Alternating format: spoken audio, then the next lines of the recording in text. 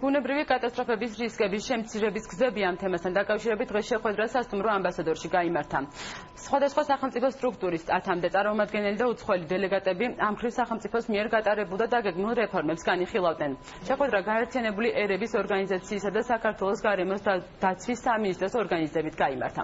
შეხვედრაზე უკვე მიღწეულია შეთანხმება, რომ უახლოეს პერიოდში უნდა დაიწყოს ქვეყნის ეროვნული პლატფორმის შექმნის პროცესი, რაც უფრო შედეგიანს გახდის სტიქიური უბედურების თავიდან არიდებას და ამ პროცესში სახელმწიფო სტრუქტურების გამართულად მუშაობას.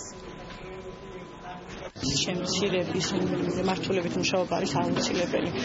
გარემოს და ბუნებრივი რესურსების დაცვის სამინისტროში შეიქმნა ახალი ერთეული სტრუქტურული ერთეული ბუნებრივი და ანთროპოგენური რისკების მართვის სამსახური. კატასტროფის რისკებთან ბრძოლა ძალიან მნიშვნელოვანია და ამ პროცესში ყველა უნდა ჩაერთოს. ასევე მნიშვნელოვანია დროული პრევენცია. სწორედ ამიტომ შევიკრიბეთ არასამთავრობო სექტორისა და სახელმწიფო ინსტიტუტების წარმომადგენლები, რათა თავიდან ავიცილოთ ბუნებრივი კატაკლიზმები.